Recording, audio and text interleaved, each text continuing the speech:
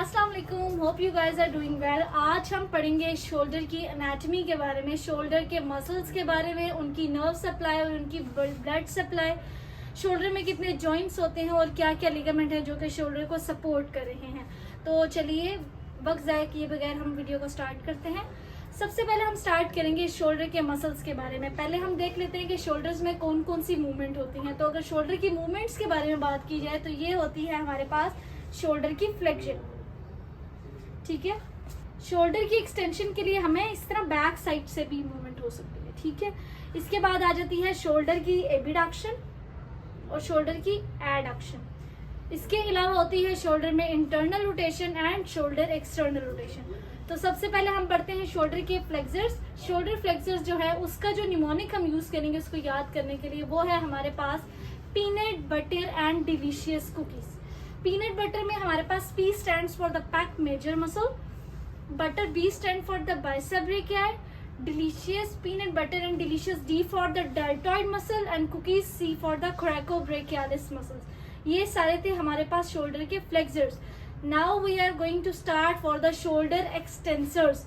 तो वो मसल्स है हमारे पास, उसका जो निमोनिक्स है वो है हमारे पास let's test pretty delicious tomatoes. उसमें हमारे पास let's for the latissimus dorsi, test से हमारे पास आ जाएगा ट्राइसेप। इसके बाद आ जाता है प्रिटी का हो जाएगा pec major, delicious for the deltoid muscle, tomatoes से हमारे पास आ जाएगा इसमें टीरीज मेजर, ठीक है। ये सारे मसल्स जो थे वो हमारे पास शोल्डर एक्सटेंसर्स में इन्वॉल्व थे।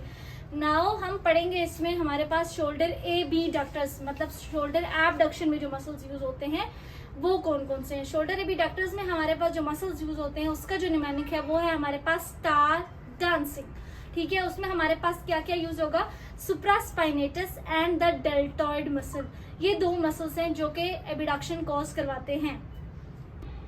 नेक्स्ट आ जाता है हमारे पास शोल्डर एडक्टर्स। शोल्डर एडक्टर मतलब एडक्शन कॉज करवाते हैं जो मसल्स, वो कौन से हैं। तो उसमें हमारे पास जो आएंगे वो निमोनिक्स है हमारे पास चॉकलेट, पीनट बटर, लाटे।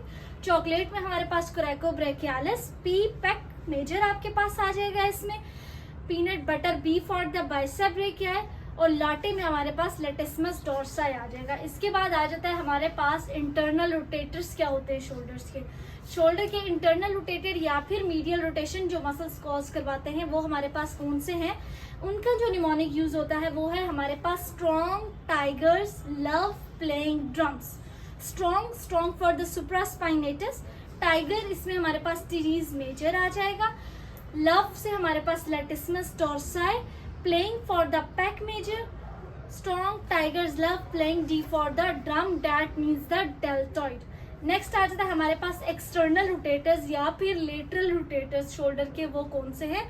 उसमें हमारे पास आ जाता है थ्रू इंस्ट्रक्टर डांस। इसमें हमारे पास 3 मसल आते हैं।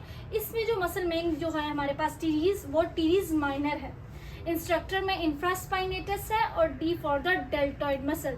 ये मसल्स थे ओवरऑल हमारे पास शोल्डर में जो कि मूवमेंट में हेल्प आउट करते हैं और शोल्डर की मूवमेंट परफॉर्म हम इन्हीं मसल्स की वजह से कर रहे हैं। Now move on the next part. Next हमारे पास आ जाते हैं शोल्डर में कौन कौन से जॉइंट्स होते हैं। तो हमारे पास टोटल 5 जॉइंट्स होते हैं शोल्डर में। इनको सबसे इजी वे है याद करने का, वो ये है कि आप यहाँ से स्टार्ट करेंगे, आपकी स्टर्नम बोन है, स्टर्नो क्लाविकल, ये क्लाविकल है तो स्टर्नो क्लाविकुलर जॉइंट, यहाँ से acromio clavicular, sterno clavicular joint first joint, acromio clavicular joint ये आपका सेकंड जॉइंट हो गया। इसके अलावा यहाँ पे जो होता है वो सब एक्रोमियल जॉइंट होता है, ग्लिनो ह्यूमरल जॉइंट जो कि आपके ह्यूमरस और ग्लिनोइड कैविटी के दरमियान बनता है, इसको कहते हैं ग्लिनो ह्यूमरल जॉइंट। और इसके बाद एक हमारे पास लास्ट होता है जिसको बोलते हैं स्कैपुलो थोरेसिक जॉइंट, जो स्कैपुला और थोरेक्स के दरमियान बनता है।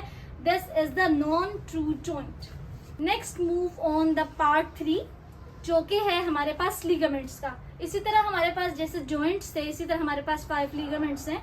उनको देखते हैं कि वो कैसे बनेंगे। जो यहाँ पर बनता है वो है हमारे पास लिगामेंट जो होता है वो होता है कोरेकोक्लेविकुलर लिगामेंट। उसके बाद यहाँ से जो बन रहा होता है वो है एक्रोमियो क्लेविकुलर, एक्रोमियल प्रोसेस से, ठीक है, एक्रोमियो क्लेविकुलर लिगामेंट। इसके बाद आ जाता है हमारे पास कोरेको ह्यूमरल लिगामेंट, ठीक है। उसके बाद होता है हमारे पास gleno humeral ligament and the last one is the glenoid labrum. Now move on the next part, जो है हमारे पास बहुत मेन, जिसमें हमारे पास आ जाती है नर्व इन्वॉल्वमेंट। नर्व इन्वॉल्वमेंट में देख लेते हैं। सबसे पहले जो हमारे पास नर्व इन्वॉल्व होती है वो है हमारे पास सुप्रा स्कैपुलर नर्व। उसको कैसे याद रखेंगे कि ये आपके पास स्कैपुला है, स्कैपुला पे आपके पास जो नर्व वहाँ पे इन्वॉल्व हो रही है वो सप्लाई करती है आपके सुप्रा स्पाइनेटस को और इंफ्रा स्पाइनेटस को। मतलब आपकी जो स्कैपुला है उसकी अपर साइड पे भी जो मसल इन्वॉल्व है वो है सुप्रा स्पाइनेटस, और लोअर बॉर्डर पे जो है वो है हमारे पास इंफ्रा स्पाइनेटस। इन दोनों को सप्लाई करती है सुप्रा स्कैपुलर नर्व। नेक्स्ट नर्व जो है हमारे पास वो है एक्सिलरी नर्व, जो कि एक्सिला से निकलती है और वो सप्लाई करती है आपके टीरीज माइनर को और डेल्टॉइड को। यहाँ पर डेल्टॉइड प्रेजेंट होता है, उसको सप्लाई करती है। नेक्स्ट नर्व जो हमारे पास है वो है हमारे पास थर्ड नर्व, वो है मस्क्यूलोक्यूटेनियस नर्व। मस्क्यूलोक्यूटेनियस नर्व जो है आपकी सप्लाई करती है दो बीज को, और वो बीज है आपके पास बाइसेप ब्रेकाई एंड ब्रेकियालिस। इसके बाद नेक्स्ट जो है हमारे पास नंबर 4 पे वो है हमारे पास रेडियल नर्व, जो कि सप्लाई करती है, क्योंकि रेडियल साइड से निकल रही है तो ये ट्राइसेप को सप्लाई करती है and the extensors of the four arm को सप्लाई करेगी। हमारे पास फिफ्थ नर्व है वो है हमारे पास अल्नर नर्व, जो कि सप्लाई करती है आपके पास दोनों फ्लेक्सर्स को, फ्लेक्सर डिजिटोरम प्रोफंडस और फ्लेक्सर कार्पाई अल्नारिस को, क्योंकि अन्ना वाली साइड पे होती है। और जो लास्ट हमारे पास 6 नर्व है वो है हमारे पास मीडियन नर्व, जो कि सप्लाई करती है फ्लेक्सर्स ऑफ फोरआर्म को। ये थी हमारी टोटल नर्व सप्लाई। अब हम आ जाते हैं मेजर, जो हमारे पास आ जाता है ब्लड सप्लाई। ब्लड सप्लाई कहाँ से निकल रही है, किस तरह आपकी शोल्डर में सप्लाई करती है, वो सारा कुछ हम इसमें देख लेते हैं। तो सबसे पहली जो आर्टरी आ जाती है वो हम पढ़ेंगे सब क्लेवियन आर्टरी। अब सब क्लेवियन आर्टरी क्या करती है कि सब क्लेवियन आर्टरी से वो एक्सेला में डिवाइड होती है, और यहाँ से वो डिवाइड होकर सप्लाई किसको देती है, वो ब्लड सप्लाई जो देती है आपकी अपर ये शोल्डर को सप्लाई देती है और अपर आर्म को सप्लाई देती है।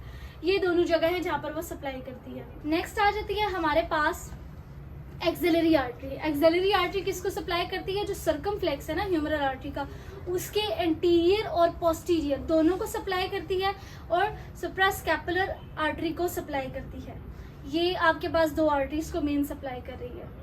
नेक्स्ट आ जाती है हमारे पास जो है स्कैपुलर आर्टरी, वो किसको सप्लाई करती है, वो सप्लाई करती है आपके सुप्रास्कैपुलर को और इंफ्रास्कैपुलर आर्टरी को सप्लाई करती है।